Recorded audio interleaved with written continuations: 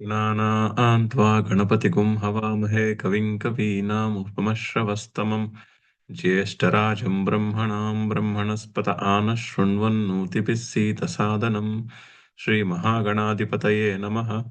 सदाशिवसमारम्भां शङ्कराचार्यमध्यमाम् अस्मदाचार्यपर्यन्तां वन्दे गुरुपरम्पराम्।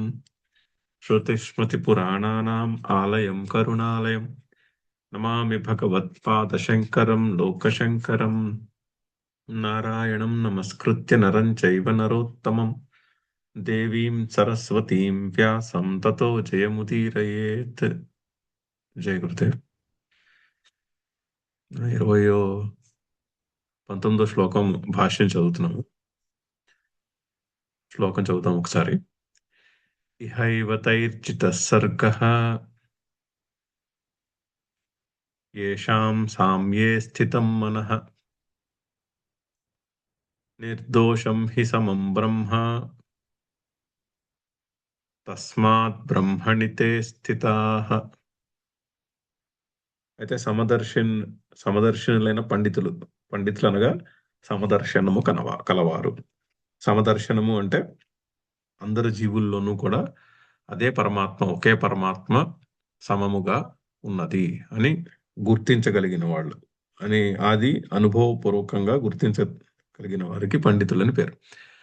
అయితే వాళ్ళ గురించి చెప్తున్నారు. వాళ్ళ గురించి చెప్తూ వాళ్ళు విద్యా వినయ సంపన్నే బ్రాహ్మణే గవి హస్తిని శుని శ్వపాకే, వీళ్ళందరిలోనూ కూడా రకరకాల జీవులలో శరీరము, దేహము, మనస్సు, ఇంద్రియము, బుద్ధి వీటికి సంబంధించి తేడాలు కనిపించినా కూడా వాళ్ళందరిలోనూ కూడా ఒకే పరమాత్మ ఉన్నాడు అని పండితులు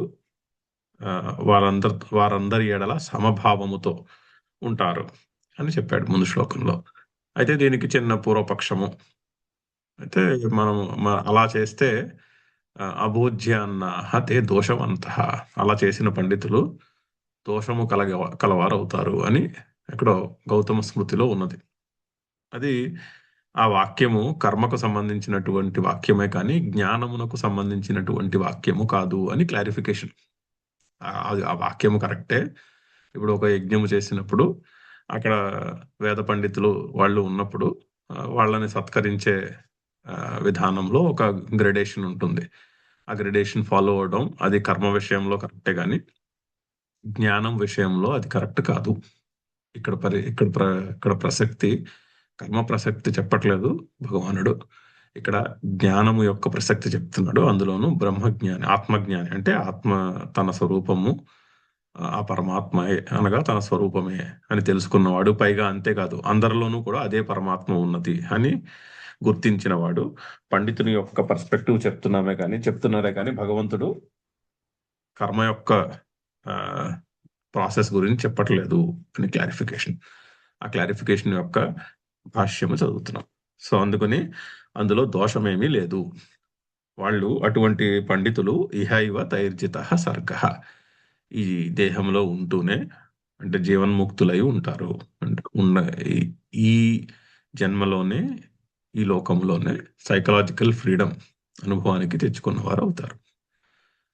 ఎవరైతే సామ్యే స్థితం మనః, ఎవరి మనసైతే సమత్వమును నిలచి ఉన్నదో. సమత్వమును అభ్యాసం చేయాలని మనం నిన్న చెప్పుకున్నాం. అటువంటి సమత్వమే సమం బ్రహ్మ. ఆ సమత్వానికే బ్రహ్మ అని పేరు. పైగా అది నిర్దోషం, అందుకని అది నిర్దోషం.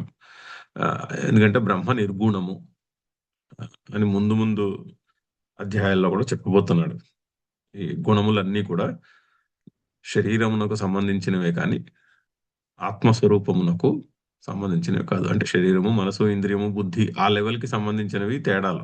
గుణములు అన్ని, దోషములు, గుణములు అన్ని కూడా అవి ఆత్మస్వరూపమునకు సంబంధించినవి కాదు. అందుకని అది నిర్దోషం. సమం బ్రహ్మ తస్మాత్ బ్రహ్మణి తే స్థితాః. ఆ బ్రహ్మయందు అంటే ఆ ఆత్మజ్ఞానమునందు స్థిరపడిన వారు వాళ్ళు దోషవంతులు అవరు అని ఆ క్లారిఫికేషన్ రూపంగా ఈ శ్లోకం చెప్పి దాని భాష్యము ఆల్మోస్ట్ చదివాము. ఇంకొక చిన్న పారాగ్రాఫ్ ఉన్నది, చదువుదాము. అయితే ఇక్కడ తేడా ఏంటంటే శంకర్లు క్లారిఫై చేస్తున్నారు. గౌతమ స్మృతి నుంచి ఏ సూత్రం అయితే ఉన్నదో సమసమాభ్యాం విషమ సమే పూజాత అనే సూత్రం. అక్కడ పూజాత అన్న పదము ఉన్నది. అంటే పూజ చేయు సందర్భమునందు అని అర్థము దానికి. పూజ చేసినప్పుడు ఆ, ఎవరు వచ్చిన పండితులకి సత్కారం చేసే ఆ ప్రక్రియలో అది సమముగా ఉండదు. ఎందుకంటే సింపుల్, మన ఇంటికి ఎవరన్నా వేద పండితుల్ని పిలిచినా కూడా ఘనాపాటికి కొంత ఎక్కువ సంభావన ఇచ్చి క్రమపాటికి కొంచెం తక్కువ ఇస్తారు. సో దట్ ఆ వాళ్ళకు ఉన్నటువంటి ఆ క్వాలిఫికేషన్ని ఆ క్వాలిఫికేషన్ కి గౌరవం ఇచ్చినట్టు అవుతుందన్నమాట. సో అది అలాగే చేస్తారు. అది పూజాతహ అన్న పదం అక్కడ ఉన్నది. ఆ పూజాతహ అన్న పదము అది కర్మకు సంబంధించినటువంటి సూత్రం అని తెలియజేస్తున్నది. కానీ అది అంతేనే కానీ అది జ్ఞానమునకు సంబంధించినటువంటి సూత్రము కాదు అని చెప్తున్నారు. పైగా అది ఎవరికి కర్మ అంటే ఎవరికి రిలవెంట్ కర్మ? దేహాది సంఘాతాత్మ దర్శన అభిమాన వత్. అంటే దేహాభిమానము ఉన్నవాడికి కర్మ కదా. నేను కర్తను అనుకునేవాడికి కర్మ యొక్క రెలవెన్స్. నేను కర్తను కాను అని తెలుసుకున్న వాడికి కర్మ రెలవెంట్ కాదు. కర్మ చేస్తారు, కానీ చేస్తే లోక సంగ్రహార్థం చేస్తారు కర్మ. శరీర యాత్రను నిలబెట్టుకుందుకు చేస్తారు కర్మ. అంతేనే కానీ ఆ కర్మతో వాళ్ళకేమీ రిలవెన్స్ ఉండదు. అంతే కదా. ఇప్పుడు ఒక కర్మ చేయాలంటే ఆ కర్మ ఫలం మీద ఆసక్తి ఉన్నవాడికే ఆ కర్మతో రెలవెన్స్. సో అందుకని దేహాది సంఘాతాత్మ దర్శన అభిమానము ఉన్నవాడికి, అంటే దేహాభిమానము ఉన్నవానికి, నేను కర్తను అని అనుకునేవానికి కర్మతో సంబంధం. అటువంటి వాళ్ళకి సమసమాభ్యాం విషమ సమయ పూజాత అని పూజ చేసే విధానంలో ఆ, ఆ తేడాలు ఉండుట కరెక్ట్. అంతేనే కానీ దేహాభిమానము లేని ఆ, విద్వాంసునకు, అంటే లేని పండితునకు, అంటే ఇది ముందు వాక్యంలో చెప్పారు, దేహాది సంఘాత ఆత్మదర్శన అభిమాన అభావాత్. వాళ్ళకి ఆ దేహాభిమానము లేదు. దేహాభిమానం లేని వారికి కర్మతో సంబంధం లేదు కాబట్టి ఈ సూత్రంతో కూడా సంబంధం ఉండదు. సో పూర్వపక్షము వాళ్ళకి రిలవెంట్ కాదు. అది క్లారిఫికేషన్. అదే అదే చెప్పబోతున్నారు ఇక్కడ. చదువుదాం ఒకసారి. దేహాది సంఘాతాత్మ దర్శనాభిమాన వత్ విషయం తు తత్సూత్రం సమసమాభ్యాం విషమ సమే పూజాత ఇది. అక్కడ తూ ఉంది. తూ అంటే ఆన్ ది అదర్ హ్యాండ్. అంతకు ముందు చెప్పిన పారాగ్రాఫ్ లో జ్ఞాని యొక్క పర్స్పెక్టివ్ ని క్లారిఫై చేశాము. ఇక్కడ తూ ఆన్ ది అదర్ హ్యాండ్ దేహాది సంఘాత ఆత్మదర్శనాభిమాన విషయవత్ వద్ సారీ వత్ విషయం. దేహాది సంఘాతాత్మదర్శన అభిమానవత్ విషయం. ఆ దేహాభిమానము కలిగిన వారి విషయము తత్సూత్రం సమసమాభ్యాం విషమ సమయ పూజాత. ఆ సూత్రము అక్కడి నుంచి అంటే దేహాభిమానము ఉన్నవారికి సంబంధించినటువంటిది ఆ సూత్రము. ఎందుకు అంటే అక్కడ పూజా విషయత్వ విశేషణాత్ పూజాత అన్న విశేషణం ఉన్నది. పూజాత అంటే పూజించినప్పుడు అని అర్థం. పూజించినప్పుడు అందరినీ ఈక్వల్ గా పూజించలేము, ఎందుకంటే వాళ్ళ క్వాలిఫికేషన్ బట్టి పూజించాలి అంటోంది ఆ సూత్రం. దృశ్యతే హి బ్రహ్మవిత్ షడంగవిత్ చతుర్వేదవిత్ ఇది పూజాదానాదౌ గుణ విశేష సంబంధ కారణం. ఎందుకంటే పూజాదానాదౌ పూజ ఎందు దానముల ఎందు కూడా బ్రహ్మవిత్తు షడంగవిత్తు చతుర్వేద అని తేడాలు చూస్తున్నాము కదా. ఎగ్జాంపుల్ ఇస్తున్నారు శంకర్లు కూడా. ఇప్పుడు యజ్ఞము చేసినప్పుడు దానికి బ్రహ్మజ్ఞానిని మీరు ఆహ్వానించి ఉండొచ్చు. షడంగ విత్ అంటే వేదములే కాకుండా వేదాంగములు కూడా తెలుసుకున్న వారిని ఆహ్వానించి ఉండొచ్చు. చతుర్వేద విత్ 4 వేదములు చదువుకున్న వారిని కూడా ఆహ్వానించి ఉండవచ్చు. సో అప్పుడు అలా 3 కేటగిరీల వాళ్ళని పిలిస్తే అందులో గ్రేడేషన్ ఉంది. ఫస్ట్ హైయెస్ట్ కేటగిరీ బ్రహ్మవిత్, సెకండ్ కేటగిరీ షడంగవిత్, 4వ కేటగిరీ మూడో కేటగిరీ చతుర్వేదవిత్.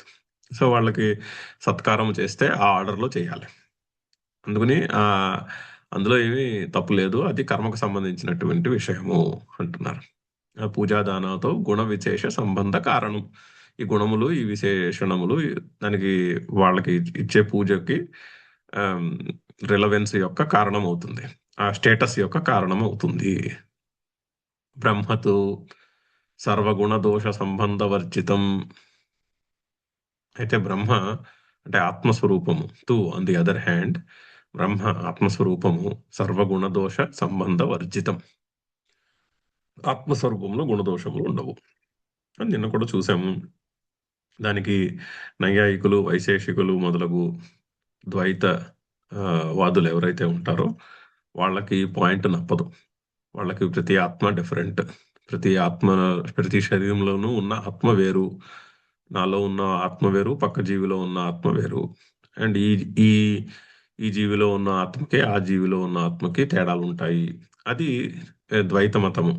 వారి యొక్క పాయింట్స్ కూడా నిన్న చూసాము, వాటిని నిరాకరించడం కూడా చూసాము. సో వాళ్ళు చెప్పిన విధంగా ఆత్మలో గుణములు విశేషణములు ఉండవు. బ్రహ్మతు వేదాంత మతంలో బ్రహ్మతు సర్వగుణ దోష సంబంధ వర్జితం. వేదాంత మతంలో ఓన్లీ ఆత్మస్వరూపం ఒకటే నిత్యము. శరీరము, మనస్సు, ఇంద్రియము, బుద్ధి ఇవి నిత్యములు కాదు. ఈ జగత్తు నిత్యములు కాదు. అవి త్రిగుణాత్మకములు.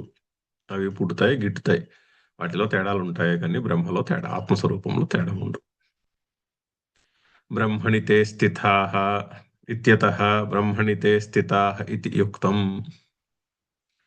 అందుచేత బ్రహ్మణి తే స్థితాః, వాళ్ళు బ్రహ్మయందు, ఎవరు ఆత్మజ్ఞానులు, ఆ ఆత్మజ్ఞానమునందు స్థిరపడి ఉన్నవారు. సో అందుకని వాళ్ళ విషయంలో చెప్పిన మాటలు యుక్తము. కర్మ విషయంచ సమసమాభ్యాం ఇత్యాది. కర్మకు సమసమాభ్యాం ఇత్యాది అంటే తేడాలు చూపించవలసినది కర్మకు సంబంధించినటువంటి విషయము. No no conflict. కర్మ విషయంలో అది కరెక్ట్, జ్ఞాన విషయంలో అది వర్తించదు. ఇదంతు సర్వకర్మ సన్యాసి విషయం ప్రస్తుతం. సర్వకర్మాణి మనసా ఇత్యారభ్య ఆ అధ్యాయ పరిసమాప్తే. అయితే ఇంకొకసారి ఆయన కాంటెక్స్ట్ కూడా మనకి రిమైండ్ చేస్తున్నారు. ఇదంతు ఇక్కడ ఆన్ ది అదర్ హ్యాండ్, ఇక్కడ సర్వకర్మ సన్యాసి విషయం ప్రస్తుతం. కాంటెక్స్ట్ సర్వకర్మ సన్యాసి. సర్వకర్మ సన్యాసి అంటే ఎవరు? మళ్ళీ గుర్తు చేస్తున్నారు. సర్వకర్మాణి మనసా సన్యస్యాస్తే సుఖం వశి అని ఉంది అని చెప్పి చదివాము ఆల్రెడీ. మనసా సన్యసించాలి. ఫిజికల్ గా సన్యసించారా లేదా సెకండరీ, అసలు ఇంపార్టెంట్ కాదు అది. మనసులో కర్తృత్వము సన్యసించారా లేదా, బుద్ధిలో కర్తృత్వం విషయంలో నిశ్చయము ఉన్నదా లేదా, నేను కర్తను కాను, అది ఇంపార్టెంట్. సో మనసా సన్యస్య, ఆ శ్లోకం నుంచి మొదలుపెట్టి అక్కడ, ఇది ఆల్రెడీ 4-5 శ్లోకాల ముందు చదివాము, అక్కడి నుంచి మొదలుపెట్టి ఆ అధ్యాయ పర్యంతం అంటే ఆ అధ్యాయ పరిసమాప్తే, ఈ అధ్యాయము చివరి వరకు కూడా ఇంకో 10 శ్లోకాలు ఉన్నాయి ఇంకా. అవన్నీ కూడా సర్వకర్మ సన్యాసికి సంబంధించినటువంటి శ్లోకములు. అంటే సర్వకర్మాణి మనసా సన్యస్య అన్న స్టేట్ లో ఉన్న వారికి సంబంధించిన శ్లోకములే, కానీ కర్మకు సంబంధించినటువంటి దేహాభిమానము ఉన్న వారికి, నేను కర్తను అనుకునే వారికి సంబంధించినటువంటి శ్లోకములు కాదు అని క్లారిఫికేషన్. ఆ అధ్యాయ పరిసమాప్తే. ఇంక మళ్ళీ సేమ్ క్వశ్చన్ అడగద్దు. ఈ చాప్టర్ అంతా కూడా నెక్స్ట్ 10 శ్లోకాలు కూడా ఇదే విషయం నడుస్తున్నది, దీన్ని కర్మతో కన్ఫ్యూజ్ చేసుకోవద్దు అని దానికి క్లారిఫై చేసి అక్కడికి ఆ డిస్కషన్ ని క్లోజ్ చేస్తున్నారు, కంక్లూడ్ చేస్తున్నారు. ఇంకొకసారి శ్లోకం చదివి మనం ముందుకెళ్దాం. ఇహైవ తైర్జితః సర్గః ఏషాం సామ్యే స్థితం మనః నిర్దోషం హి సమం బ్రహ్మ తస్మాత్ బ్రహ్మణి తే స్థితాః. అయితే ఇందులో పెద్ద టేక్అవే ఏంటంటే సమం బ్రహ్మ. చాలా మంచి పదము. సమత్వమే ఆత్మస్వరూపం. ఎప్పుడెప్పుడైతే మనం సమత్వాన్ని గుర్తించామో అప్పుడప్పుడు మనము కూడా ఆ ఆత్మస్వరూపమును గుర్తించినట్టే లెక్క. మన జీవితంలో ఉన్న సిచ్యువేషన్స్ లో ఎప్పుడెప్పుడైతే సమత్వము, ఏదైనా జరిగిందనుకోండి, మంచి జరిగితే ఓకే, విపరీతమైన ఆహ్లాదం వచ్చేసేయకుండా, విపరీతమైన ఆనందం వచ్చేసేయకుండా, ఎస్ బానే ఉంది ఇది ఏదో. జరగలేదనుకోండి, అది కూడా ఓకే, చాలా బాగుంది ఇది కూడా అని ఎప్పుడైతే అలా గుర్తించగలుగుతామో అప్పుడు అప్పుడప్పుడు ఆత్మస్వరూపంలో నిలిచి ఉన్నట్టే లెక్క. సో అది చాలా పెద్ద టేక్అవే. సమం బ్రహ్మ అండర్లైన్ చేసుకోవాల్సిన మాట. ఇక్కడ పెద్ద టేక్అవే అది ఈ శ్లోకం నుంచి. నెక్స్ట్ అది న ప్రహృష్యేత్ ప్రియం ప్రాప్య నోద్విజేత్ ప్రాప్య చ ప్రియం స్థిరబుద్ధిరసమ్మూఢో బ్రహ్మవిద్బ్రహ్మణి స్థితః న ప్రహృష్యేత్ ప్రియం ప్రాప్య న ఉద్విజేత్ ప్రాప్య చ అప్రియం స్థిరబుద్ధి అసమ్మూఢ బ్రహ్మవిత్ బ్రహ్మణి స్థితః. ఇంకా ఇంకా ముందు చెప్పారు కదా, అధ్యాయ పర్యంతం వరకు కూడా ఆ, ఆత్మస్వరూపము యొక్క నిష్టలో నిలిచి ఉన్న వారి విషయం చెప్తున్నారు. సో యస్మాత్ నిర్దోషం సమం బ్రహ్మ ఆత్మ తస్మాత్, బ్రహ్మ అంటే ఆత్మ అని క్లారిఫై చేస్తున్నారు మళ్ళీ అవతారికలో. ఏ కారణము చేతైతే ఆ బ్రహ్మ ఆ ఆత్మస్వరూపము సమము నిర్దోషము అయినదో, ఏ కారణము అయితే చేతనైతే అది సమము, అది నిర్దోషము అంటే నిర్ద్వంద్వము అని చెప్పి ఉన్నాము. తస్మాత్ ఆ కారణం వల్ల, అందుచేత ఇంకొన్ని విషయాలు బ్రహ్మజ్ఞానము ఆత్మజ్ఞాని యొక్క పర్స్పెక్టివ్ ఎలా ఉంటుంది. ప్రియం ప్రాప్య నా ప్రహృష్యేత్, ప్రియమైనది జరిగినప్పుడు నా ప్రహృష్యేత్, అందులో ఎక్సైట్ అయిపోవడం ఉండదు. విపరీతంగా ఆ, హర్షమును అనుభవించుట అనేది ఉండదు. ప్రియం ప్రాప్య. అప్రియం ప్రాప్య నా ఉద్విజేత్, అప్రియము జరిగినప్పుడు హైరాణ పడిపోరు, ఉద్వేగము ఉండదు. నా ఉద్విజేత్, అప్రియం వచ్చినప్పుడు దుఃఖము ఉండదు, ప్రియము జరిగినప్పుడు విపరీతమైన సంతోషము ఉండదు. వాళ్ళు స్థిరబుద్ధి, స్థిరమైనటువంటి బుద్ధి కలవారు. స్థిర బుద్ధి అంటే సమత్వము కలిగిన వారు, అంటే ద్వంద్వముల ఎడల సమత్వము, బుద్ధి నిశ్చయములో ఉన్నవారు అని. స్థిర బుద్ధి అసమ్మూఢ, మోహము లేదు.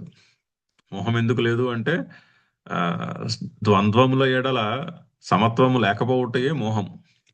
ఎందుకంటే ఒక విషయము సుఖమా దుఃఖమా అన్నది ఆ విషయంలో ఉండదు, మన మనసులో ఉంటుంది. ఒక విషయం జరిగినప్పుడు ఆ విషయం బాగుందా లేదా అన్నది ఆ జరిగిన ఈవెంట్లో లేదు, ఈవెంట్ జరిగింది అంతే. కానీ మన మనసులో ఉంటుంది ఆ జరిగిన ఈవెంట్ మంచి చెడు, సుఖము దుఃఖము అన్నది, లాభదాయకము నష్టము అని అది మన మనసులో ఉంటుంది, ఈవెంట్ చెప్పదు. ఎంతటి ఈవెంట్ అయినా సరే. ఈవెంట్ ఇప్పుడు ఏమవుతుందంటే, ఇప్పుడు ఆ, ఏదో ఒక ప్లానెట్ మీద, ఆ, పెద్ద ప్లానెట్ మీద ఒక మెటీరియర్ వచ్చి పడింది అనుకోండి ఫర్ ఎగ్జాంపుల్. 2 ఏళ్ల క్రితం ఎప్పుడో, 4 ఏళ్ల క్రితం జూపిటర్ మీద అలా జరిగింది. ఒక పెద్ద మెటీరియట్ కొలైడ్ అయింది ఎప్పుడో కొన్ని సంవత్సరాల క్రితం. అలా అలా అయింది. అది మంచా చెడా? అది మంచా చెడా అంటే అది మంచి కాదు చెడు కాదు. అది సుఖమా దుఃఖమా? అది సుఖము కాదు దుఃఖము కాదు, అది ఒక ఈవెంట్ అంతే. కానీ మనకి దగ్గరగా జరిగిన ఈవెంట్ ఉందనుకోండి, వెంటనే ఆ ఈవెంట్ని లేబుల్ చేసి పెట్టుకుంటాం. యాక్చువల్లీ ఆ పెద్ద ఈవెంట్కి మన చుట్టుపక్కల జరిగిన, మన జీవితంలో జరిగిన ఈవెంట్కి ఏమీ తేడా లేదు. అది ఈవెంటే, ఇది ఒక ఈవెంటే. ఈ సృష్టి యొక్క ప్రవాహంలో అది ఒక ఘటనే, ఇది కూడా ఒక ఘటన ఘటిల్లింది. ఇక్కడ కూడా అంతే జరిగింది యాక్చువల్ ఇన్ రియాలిటీ. కానీ దానికి మనం ఒక లేబుల్ పెట్టి కూర్చుంటాం. ఇది మంచిది నాకు, ఇది నాకు చెడ్డది, ఇది నాకు సుఖాన్ని కలిగించింది, ఇది నాకు దుఃఖాన్ని కలిగించి, ఇది ప్రియము ఇది అప్రియము అని ఆ విషయములు మనుషుల ఎడల రాగము ద్వేషము పెంచుకొని మనం మనసులో పెట్టుకుంటాం. ఆ ఈవెంట్లో అయితే లేదు. అది తెలిసిన వాడు స్థిర బుద్ధి, అది తెలియని వాడు మూఢుడు, మోహము చెందినవాడు, అంటే థింకింగ్ క్లియర్గా లేనివాడు, కన్ఫ్యూజ్డ్ థింకింగ్ ఉన్నవాడు. స్థిర బుద్ధి అసమ్మూఢ, అతనే బ్రహ్మవిత్, అతనే ఆత్మను తెలుసుకున్నవాడు, ఆత్మస్వరూపమును తెలుసుకున్న బ్రహ్మవిత్, బ్రహ్మను తెలుసుకున్నవాడు అంటే ఆత్మ స్వరూపము తెలుసుకున్నవాడు. బ్రహ్మణి స్థిత, అతడు బ్రహ్మయందు స్థిరముగా ఆత్మస్వరూపంలో స్థిరపడి ఉన్నవాడు అని అని అర్థం. ఆత్మస్వరూపములో స్థిరపడి ఉన్నవారి గురించి ఇంకొన్ని విషయాలు చెప్తున్నారు. చదువుదాం భాష్యము. న ప్రహృష్యేత్ న ప్రహర్షం కుర్యాత్. ప్రహర్షము ఉండదు అంటే ఉపసర్గతో కూడినటువంటి హర్షము అంటే ఎక్సైట్మెంట్, విపరీతమైనటువంటి హర్షము. నా ప్రహర్షం కుర్యాత్, అది ఉండదు. ఎప్పుడు ప్రియం ఇష్టం ప్రాప్య లబ్ధ్వా, ప్రియమును పొంది ప్రియమైనది పొందినప్పుడు. న ఉద్విచేత్ ప్రాప్య ఏవచ అప్రియం అనిష్టం లబ్ధ్వా, అనిష్టము సంభవించినప్పుడు ఉద్వేగము ఉండదు. దర్శినాం హి ప్రియ ప్రాప్తి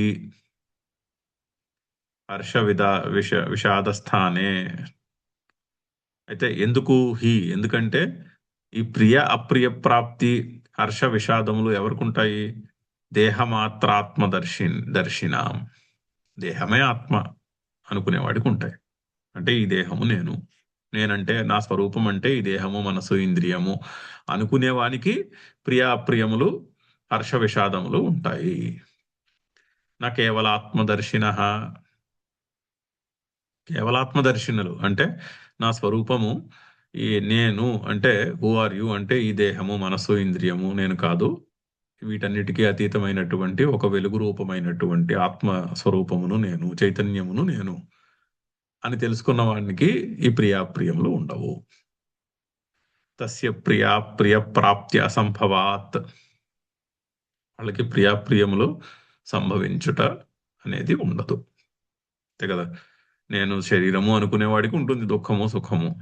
నా స్వరూపము ఈ శరీరము కాదు, నాకు ఓ శరీరం ఉన్నది, ఆ శరీరము ఎడల నేను చేయవలసిన కర్తవ్యం ఏదో అది చేసుకుంటూ పోతాను అనుకునేవాడికి సుఖము దుఃఖము ఉండదు. తస్య ప్రియ అప్రియ ప్రాప్తి అసంభవాత్. కించ సర్వభూతేషు ఏకః సమః నిర్దోషః ఆత్మా ఇతి స్థిరా నిర్విచికిత్సా బుద్ధిః యస్య సహ స్థిరబుద్ధిః. స్థిరబుద్ధి అంటే ఎక్స్ప్లెయిన్ చేస్తున్నారు. సర్వభూతేషు ఏకః సమః నిర్దోషః ఆత్మ ఇది స్థిరా బుద్ధి.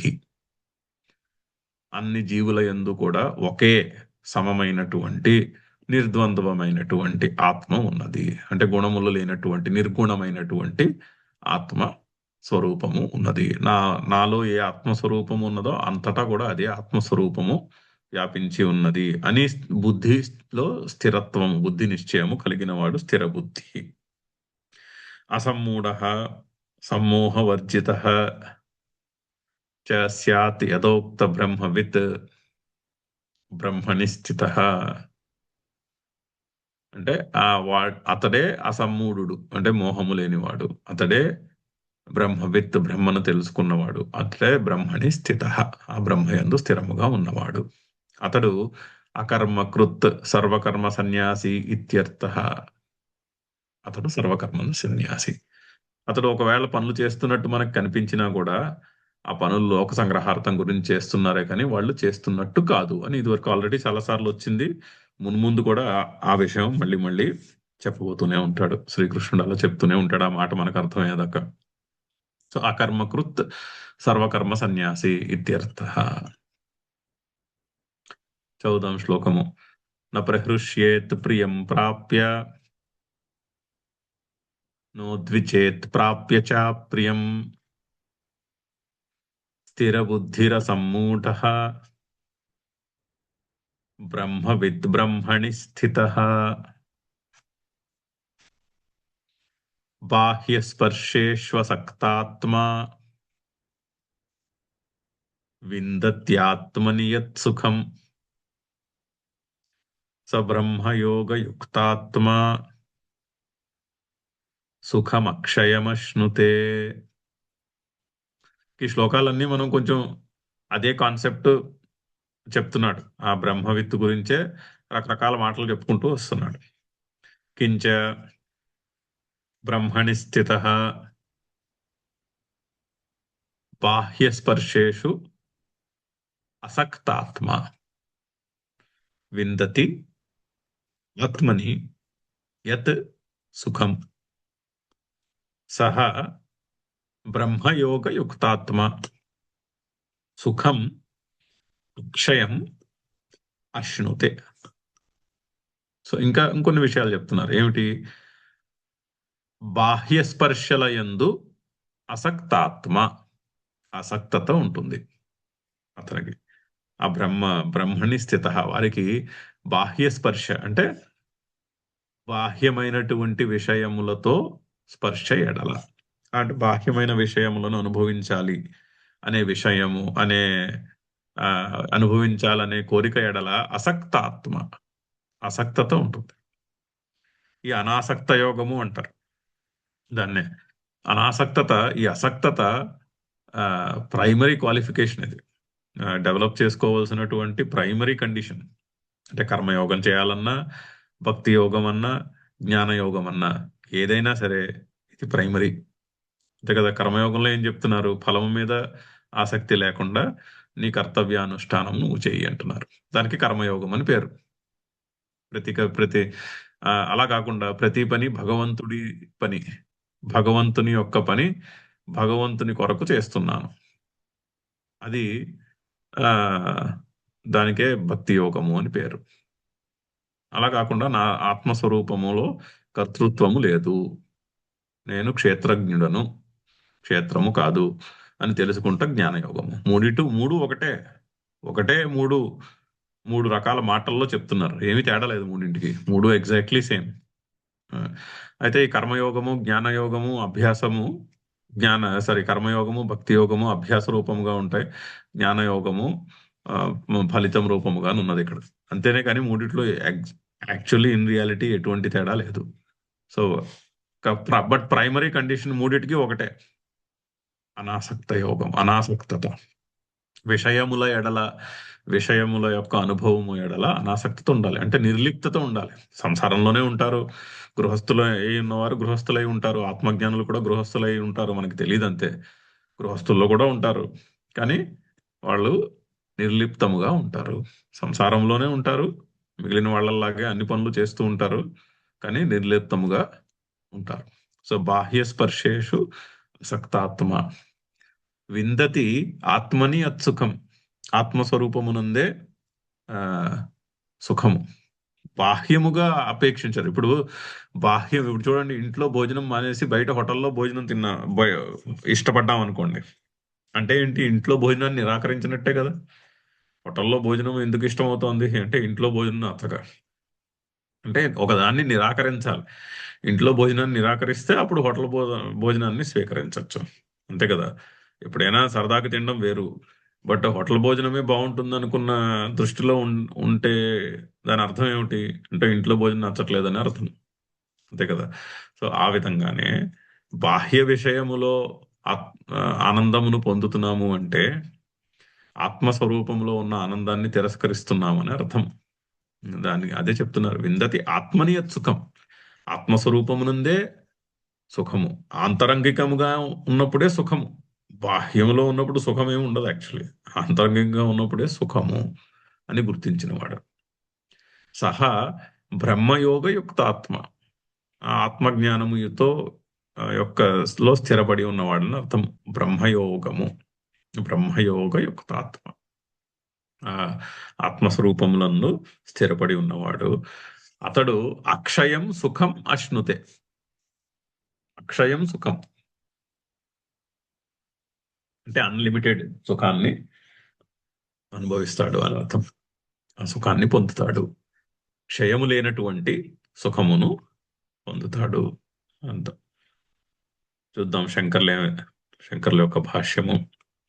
బాహ్యస్పర్శేషు బాహ్యశ్చ తే స్పర్శాః చ, బాహ్యస్పర్శాః స్పృశంతే ఇతి స్పర్శాః శబ్దాదయః విషయాః. అంటే ఇంద్రియములతో కాంటాక్ట్ ఉండే విషయాలని అర్థం, అంతే కదా. బాహ్యముగా ఉన్న వస్తువు దేనిని అనుభవంలో తెచ్చుకోవాలన్నా ఇంద్రియ శక్తి ఆ వస్తువుతో కాంటాక్ట్ జరిగినప్పుడే ఆ అనుభవము పుడుతుంది. సో అందుకని వాటికి బాహ్య స్పర్శలు అని పేరు.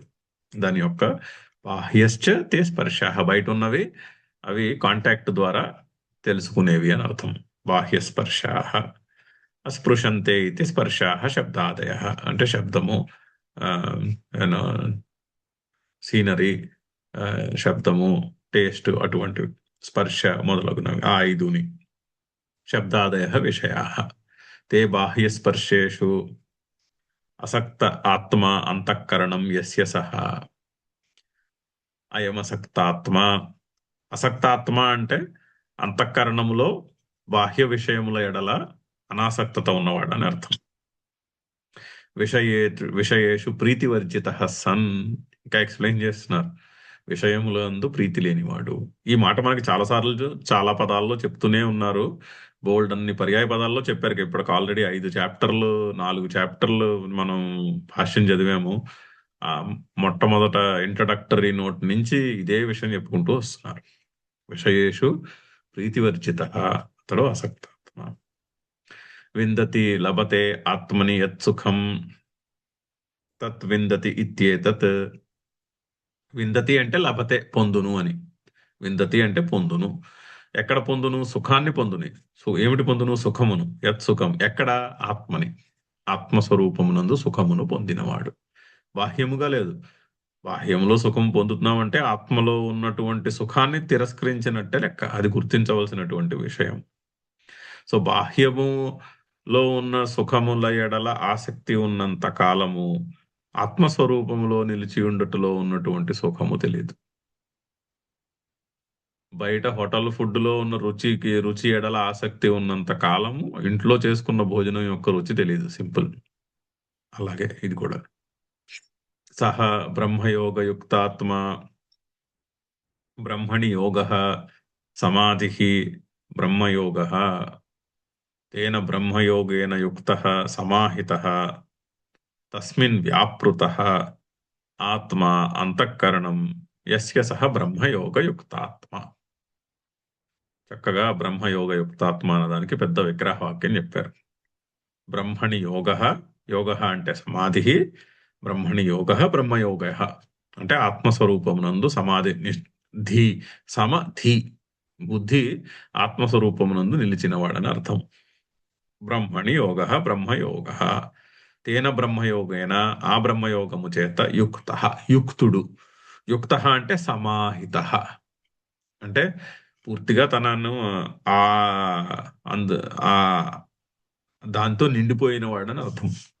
ఆ కన్జ్యూమ్ చేసేసింది ఆ పాయింట్. అంటే పూర్తిగా దాన్ని ఏమంటారు, ఆ, పూర్తిగా అర్థమైనటువంటి సమాహిత. తస్మిన్ వ్యాపృత అంటే దాని యందు ఎస్టాబ్లిష్ అయి ఉన్నవాడని అర్థం. ఏమిటి ఎస్టాబ్లిష్ ఉండాలి? ఆత్మ అంతఃకరణం.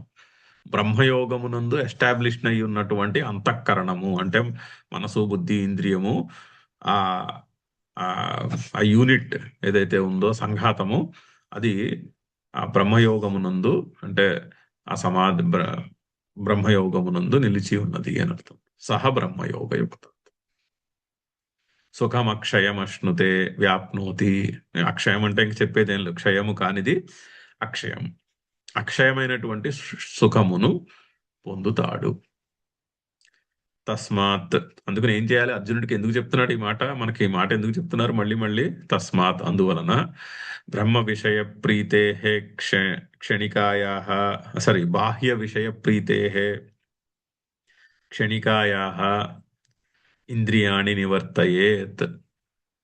అందుకని ఇంద్రియముల మీద కంట్రోల్ ఉంచుకోమంటున్నాడు. ఇంద్రియాణి క్షణికాయా బాహ్య విషయ ప్రీతే నివర్తయేత్. ఇంద్రియములను క్షణికములైనటువంటి బాహ్య విషయ ప్రీతి, బాహ్య విషయముల ఎడల ప్రీతి, బాహ్య విషయ ప్రీతి. ప్రీతే పంచమి. ఇంద్రియాణి క్షణికాయా, క్షణికములైనట్టి బాహ్య విషయ ప్రీతి నుండి నివర్తయేత్, నివర్తించుము, వెనుకకి మరలించము, ఇంద్రియములను అంతర్ముఖము చేయము అని అందుకుని మాట చెప్తున్నారు. ఆత్మని అక్షయ సుఖార్థి ఇత్యర్థ.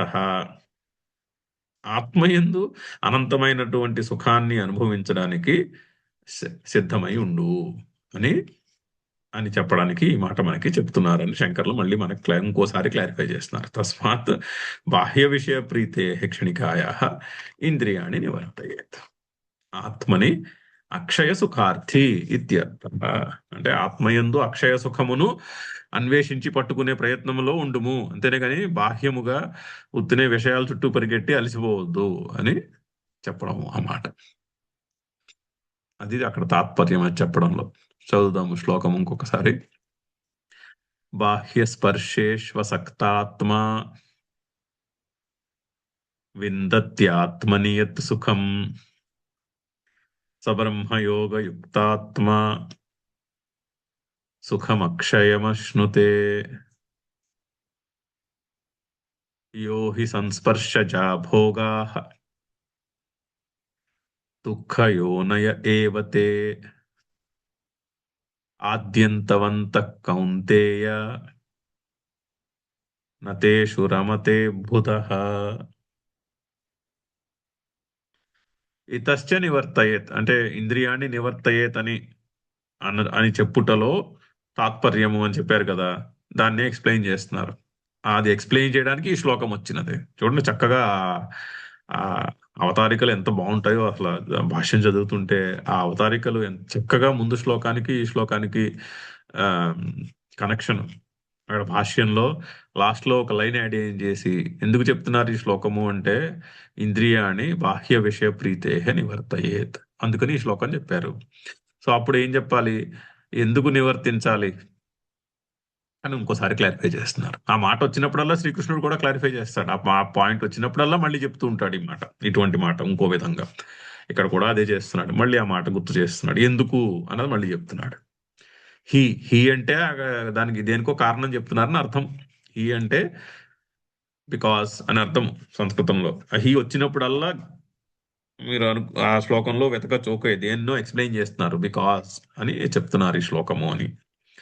ఏ సంస్పర్శజాః భోగాః దుఃఖయోనయః ఏవ తే ఆద్యంతవంతః కౌంతేయ నా తేషు రమతే బుధః. కౌంతేయ ఓ అర్జునుడా, హీ బికాస్ ఇంద్రియములు నివర్తించు బాహ్య విషయముల ప్రీతి నుండి. ఎందుకు ఎందుకు అంటే ఏ సంస్పర్శజాః భోగాః ఇంద్రియము యొక్క కాంటాక్ట్ తో కలిగిన భోగములు ఏవైతే ఉన్నాయో సంస్పర్శజాః కాంటాక్ట్ వలన పుట్టినటువంటి భోగము అని అర్థం, సుఖము అని అర్థం. ఏ సుఖమైతే ఉందో అవి దుఃఖయోనయ ఏవ, అవి దుఃఖమునకు కారణములే. ఏవా కారణములే, ఇంకా వేరే మళ్ళీ అందులో ఎంత ఇంద్రియముతో కాంటాక్ట్ వలన కలిగిన ఎంతటి సుఖమైనా అది దుఃఖమునకు యోనియే, అంటే దుఃఖ కారణమే అని చెప్తున్నారు. అంతే, ఎందుకంటే ఆ సుఖం అయిపోయిన వెంటనే దుఃఖం పుడుతుంది. ఆ సుఖం ఉన్నంత కాలమే సుఖము. ఆ సుఖము పర్మనెంట్ కాదు. అది అయిన వెంటనే అయ్యో అంత మంచి ఎక్స్పీరియన్స్ పోయినదే అని దుఃఖం కలుగుతుంది. ఓకే, యోనయ ఏవ తే. ఎందుకు ఎందుకు అంటే అవి ఆద్యంతవంత, అవి ఆది అంతములు కలిగినవి. ఎంతో సుఖాన్ని అపేక్షించి ఓ పెద్ద కర్మ చేసి బోల్డంత చేసి సంపాదించుకున్నాం, పెద్ద మెర్సిడీస్ కారు కొనుక్కున్నాం. మెర్సిడీస్ కారుకు కూడా లైఫ్ ట్యాక్స్ 15 ఏళ్ళకే ఇస్తారు. 15 ఏళ్ళు అయిన తర్వాత అది రోడ్డు వర్దినెస్ పోయి మళ్ళీ రోడ్డు వర్దినెస్ ప్రూవ్ చేసుకోవాల్సి వస్తుంది. సో 15 ఏళ్ళు అయ్యాక మళ్ళీ దుఃఖం కలుగుతుంది, అయ్యో నా కారు యొక్క రోడ్డు వర్దినెస్ పోయింది, నేను అంత ఖరీదు పెట్టి కొనుక్కున్నాను అని. ఇప్పుడు మళ్ళీ రోడ్ ట్యాక్స్ కట్టాలా నేను? ఆల్రెడీ అప్పుడు 15 ఏళ్ల క్రితం నా దగ్గర ₹1,00,000 పుచ్చుకున్నారు, ఇప్పుడు మళ్ళీ 1,00,000 పుచ్చుకుంటారా వీళ్ళు? ఇంకా అంతకన్నా ఎక్కువే పుచ్చుకుంటారేమో. అప్పుడు 15 ఏళ్లకి ₹1,00,000 విలువ ఏమి ఉండదు. సో అందుకని 15 ఏళ్ల ముందు ₹1,00,000 రోడ్ ట్యాక్స్ కట్టుంటే కారు 15 ఏళ్ళు అయ్యాక మళ్ళీ దాన్ని రోడ్ వర్దినెస్ సర్టిఫై చేయించుకుందుకు వెళ్తే వాడు 1,00,000 కంటే ఎక్కువే పుచ్చుకుంటాడు గ్యారంటీగా. అప్పుడు నేను ఆల్రెడీ కట్టాను, ఇప్పుడు మళ్ళీ కట్టాల్సి వస్తుంది అని దుఃఖం పుడుతుంది. సో ఆద్యంతవంత, అవి ఆది అంతములు కలిగినవి. నతేషు బుధః రమతే. తెలివి ఉన్నవాళ్ళు, బుధః అంటే తెలుసుకున్నవాళ్ళు నతేషు రమతే, వాటి యందు సుఖమును పొందే ప్రయత్నమును చేయరు. ఉండొచ్చు ఆ అనుభవాలు. మనకి మనం మనము చేసుకున్న దాన్ని బట్టి మనకి అటువంటి ప్రారంధం ఉండి ఉండొచ్చు. మారుతి మెర్సిడీస్ కారు కొనుక్కొని ఉండొచ్చు. Nice, very nice. చాలా మంచిది కొనుక్కొని ఉంటే. చక్కగా తిరగచ్చు అందులో, బావుంది. ఉన్నంత కాలం చక్కగా దాన్ని అనుభవించొచ్చు. No problem. కానీ అది ఆహ్, నా ఆనందానికి కారణము అన్న కాన్సెప్ట్‌లో అయితే గ్యారంటీగా ఉండదు. మతేషు రమతే కుతః. తెలుసుకున్న వాళ్ళు ఆత్మజ్ఞానము, సుఖము, ఆత్మజ్ఞానములో పొందే సుఖము అక్షయము అని తెలుసుకున్నవాడు ఈ బాహ్య విషయముల్లో సుఖాన్ని వెతకడు అని అర్థం. చాలా మంచి పాయింట్. చాలా ప్లస్ ఆ ముందు శ్లోకానికి, ఈ శ్లోకానికి చక్కగా దాన్నేమంటారు? దాన్ని ఆహ్, కాంటెక్స్ట్ అదేదో ర్యాండమ్‌గా చెప్పిన శ్లోకం కాకుండా ముందు శ్లోకాన్ని ఆహ్, లో చెప్పిన పాయింట్‌ని కంటిన్యూ చేస్తున్నట్టు చాలా చక్కగా అమర్చి పెడతారు కూడా శంకర్లలాగా. ఏహి సంస్పర్శచా భోగాః దుఃఖయోనయః ఏవతే. ఆద్యంతవంతః అవి ఆది అంతములు కలిగినవి. బుధః నతేషు రమతే. తెలివున్నవాడు వాటి యందు రమించరు. అంటే వాటి యందు సుఖాన్ని, అవి సుఖముల కింద లెక్క వేయరు. వాటి గురించి సుఖాన్ని వెతుక్కోరు అని అర్థం. చదువుదాం శ్లోకము. ఏహి సంస్పర్శజా భోగాః దుఃఖయోనయః ఏవతే. ఆద్యంతవంతః కౌంతేయ నతేషు రమతే బుధః. ఓం పూర్ణమదః పూర్ణమిదం పూర్ణాత్ పూర్ణముదచ్యతే పూర్ణస్య పూర్ణమాదాయ పూర్ణమేవావశిష్యతే. ఓం శాంతి శాంతి శాంతి. హరి ఓం.